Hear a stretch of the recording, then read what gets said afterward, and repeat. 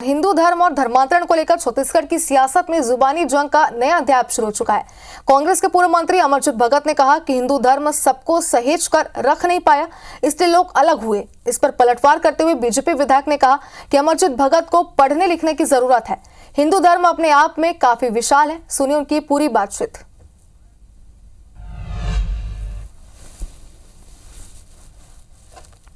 और हिंदू धर्म से ही लोग अलग होकर के अलग धर्म में गए हैं।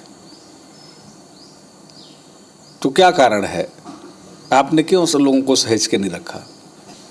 आप लोगों के साथ पक्षपात करोगे, आप लोगों के साथ जुल्म और ज्यादती करोगे तो उनकी भावना को तो ठेस लगना स्वाभाविक है ना कहीं कुछ गलती रही होगी जिससे लोग अलग हुए हैं। तो आप अपने में सुधार करिए, सबको साथ लेकर के चलिए। अमरजीत भगत को थोड़ा पढ़ना लिखना चाहिए। धर्म क्या है, पंथ क्या है, ये समझना चाहिए। हिंदू सनातन धर्म है, बाकी सब पंथ हैं। हिंदू सनातन से कोई पृथक कभी हुआ नहीं है। इससे निकल कर लोगों ने अपने पंथ बनाए हैं, समझ रहे हैं ना। तो इसलिए उनको इस व्यापक विषय को पढ़ने और समझने की जरूरत है। पढ़ समझ ले, फिर वो बात करें।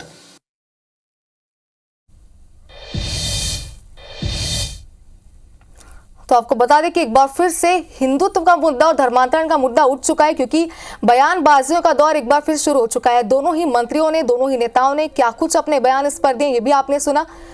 और आपको इस पूरे मामले पर आगे भी अपडेट देते रहेंगे कि क्या कुछ प्रतिक्रियाएं सामने आ रही है।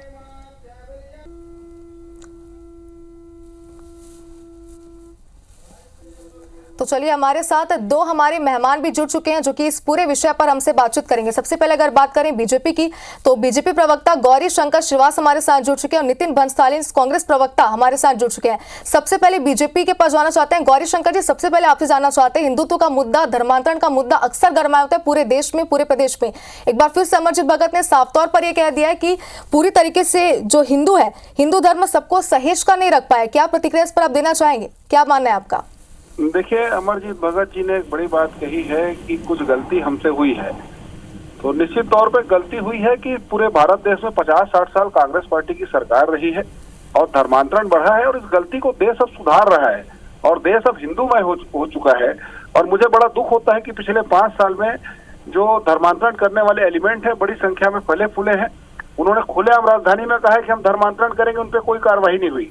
अंबिकापुर से लेकर कोटा से लेकर सुकमा से लेकर वहां पे किस प्रकार की घटनाएं हुई हैं, इस बात को आप लोगों ने, हम लोगों ने बड़ी अच्छी तरीके से पिछले 5 साल में देखा है। और मुझे वो दिन भी याद है कि जब सुकमा के एसपी ने पत्र लिखा था, उसके बाद भी कोई कार्रवाई नहीं। संभाग आयुक्त बस्तर ने पत्र लिखा तो भी कोई कार्रवाई नहीं हुई। लगातार धर्मांतरण होता रहा, राज्य सरकार नकारती रही। ये बात अलग है कि गृह मंत्री जी एक मंच से इसको स्वीकार किए थे कि धर्मांतरण हो रहा है। तो आश्चर्य की बात है कि 5 साल में किसी प्रकार से कोई ईमानदार प्रयास नहीं हुआ। जसपुर में एक आदिवासी बच्चे का खतना तक करा दिया गया।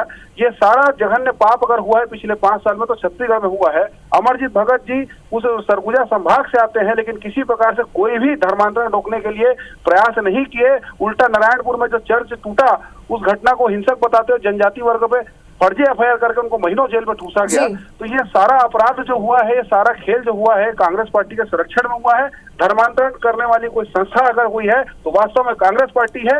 और आज जो राममय पूरा, चलिए गौरी शंकर जी, नितिन जी भी हमारे साथ लगातार बने, उनकी प्रतिक्रिया लेते हैं। नितिन जी, सबसे पहले आपसे ये जानना चाहते हैं कि पूर्व मंत्री अमरजीत भगत के इस बयान पर कितने आप सहमत हैं? बयान को तोड़ मरोड़ कर पेश किया जा रहा है और भारतीय जनता पार्टी का जैसे एक मूल एजेंडा हो गया है इस देश में। धर्मांतरण, धर्म, जाति, भाई अब सारे जो हिंदुस्तान में जो लोग रहते हैं सब हिंदू है, हिंदुस्तानी है। हमारा भारतीय ध्वज हमारा धर्म है, हम ये क्यों नहीं मानते? ये बार बार जो है ये झूठे आरोप लगाना, झूठी बातें करना। मुझे बता दें कि 5 साल में कौन सी एफआईआर हुई? भाई कोई एक प्रकरण यदि आपको पता चलता है कि यहाँ धर्मांतरण हो रहा है तो उसके लिए कानून बना हुआ है कि जबर या धर्मांतरण यदि हो रहा है उसके खिलाफ कानून बना हुआ है। प्रलोभन देकर यदि कोई धर्मांतरण करवा रहा है तो उसके खिलाफ कानून बना हुआ है। विधि सम्मत आप उस पर एफआईआर करिए, उस पर शिकायत करिए, उस पर बिल्कुल कार्रवाई होगी। और जिस प्रकार की कुछ घटनाओं का जिक्र किया गया, तो मैं ये बताना चाहूंगा कि नारायणपुर और ये जो घटनाएं थी, इसमें किन लोगों के चेहरे सामने आए थे मुझे बताने की आवश्यकता नहीं है। कानून सम्मत कार्रवाइयां हुई थी, भाजपा के ही जिलाध्यक्ष और भाजपा के ही नेता थे जिन्होंने वहां पर हिंसा फैलाने में पूरी कोई कसर नहीं छोड़ी थी। इस देश में मुझे बहुत दुख होता है कि जरूरी मुद्दे पिछड़ चुके हैं। आज महंगाई, बेरोजगारी, रोजगार। बिल्कुल नितिन जी, लेकिन जैसे कि आपने शुरुआत में कहा कि बयान को तोड़ मरोड़ कर पेश किया जा रहा है जी, हो रही है तो सिर्फ और सिर्फ धर्म और जाति के नाम पर।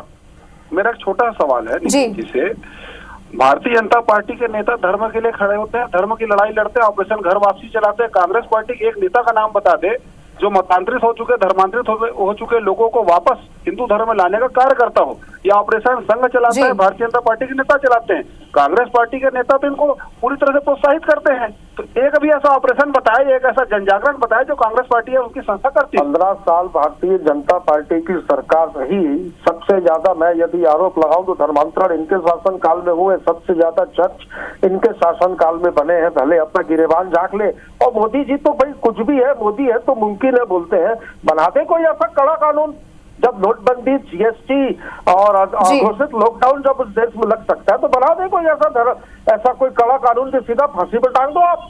जो ऐसी घटनाएं होती है उस पर तो आप इस पर चर्चा क्यों कर रहे हैं? राष्ट्रव्यापी समस्या फिर तो ये खाली छत्तीसगढ़ की बात नहीं है, पूरे देश में। चलिए गौरीशंकर जी, नितिन जी, समय की थोड़ी कमी और इस मुद्दे की अगर बात करें तो इस पर आगे भी बयानबाजी लगातार जारी रहती है। कानून बनाने की बात भी आपने यहाँ पे कही है और आरोप प्रत्यारोप भी आप लगाए जा रहे हैं, तो आगे भी आपसे इस विषय पर चर्चा करेंगे। फिलहाल समय की कमी है, तो शुक्रिया आपका हमारे साथ जुड़ने के लिए।